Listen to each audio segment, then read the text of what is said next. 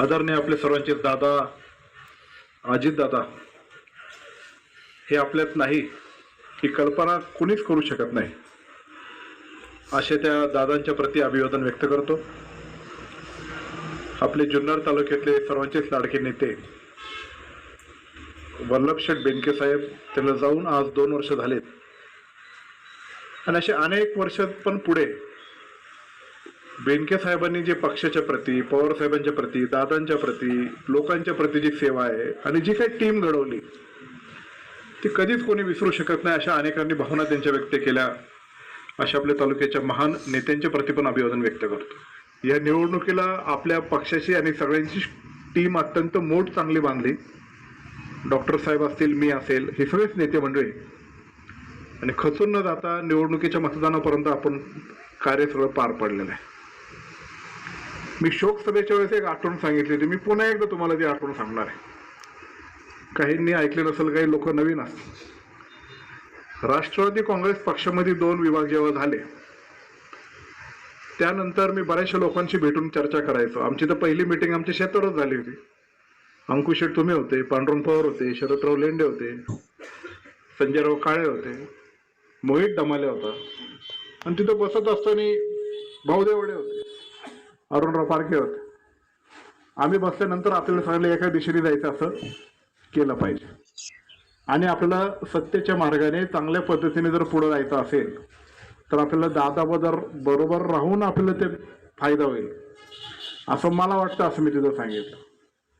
तर तिथं आमची चर्चा झाली साधक बाधक की लोकांचं काय मत आहे, आपण जरी आपलं जरी काही ठरवलं तरी लोकांची काय भावना आहे ती आपण जाणून घेतली पाहिजे आणि सध्या तरी लोकांची अशी भावना आहे अशी आमची चर्चा झाली। नंतर मी लेंडे साहेबांच्या घरी गेलो होतो। नुकतंच त्यांचं कानाचं ऑपरेशन झालं होतं। 3 तास बसलो होतो। आमची फार खूप चर्चा झाली 3 तास। शेवटी निष्कर्ष निघाला आणि चौगुले साहेब मला लेंडे साहेब असे म्हणाले, तुला जर निवडून यायचं असेल तर तू पवार साहेबांच्या बाजूने तुला जर निवडून यायचं असेल तर तू पवार साहेबांच्या बाजूने थांब, पण तुला आयुष्यभराचं राजकारण करायचं असेल आणि आयुष्यभराचा नेता जर तुला चांगला बरोबर पाहिजे असेल, म्हणजे त्यांनी मला पवार साहेबांची खासियत, दादांची खासियत, दादांचे काम करण्याची पद्धत, पवार साहेब कसे करतात, तुला निवडणुकीला आता फटका बसेल पण आयुष्यभर तुला जर नेता तुझ्या बरोबर पुढे काम करायचं असेल तर तू दादा बरोबर थांब आणि मग तू तुझा डिसिजन घ्यास, त्यांनी मला सांगितलं। ठीक आहे म्हटलं, ह्या वेळेस निवडणुकीला काही जरी झालं तर अजित दादा सारखा एवढा खमका माणूस आपल्या पाठीमागे आहे तेच समाधान माझ्या मनामध्ये होतं, पराभव झाले असताना सुद्धा। पण लेंडे साहेब आयुष्यभराचा नेता कुठे गेला आता माझा, काय करणार पुढे, हा प्रश्न माझ्यासारख्या अनेकांच्या मनामध्ये पोचतो। आणि पुढे जात असताना एवढा ताकदीचा नेता ज्यांच्या जीवावर आपण सगळ्या गोष्टी करत होतो तो जर आपल्यामध्ये नसला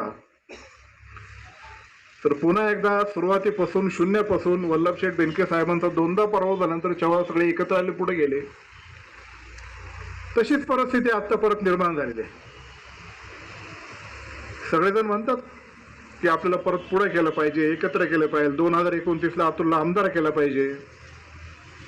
मला पुन्हा एकदा सगळ्यांना सांगणं आहे की मीच आमदार व्हावा अशी माझी इच्छा नाही, पण बाबांनो सगळ्यांना विनंती आहे एकमेकाचा सगळ्यांचा स्वार्थ बाजूला ठेवा, पण आमदार राष्ट्रवादी काँग्रेस पक्ष आणि आता जे उद्धव बाळासाहेब ठाकरे पक्ष एकत्र आलेत त्यांचंच करा, मग कोणीही करा।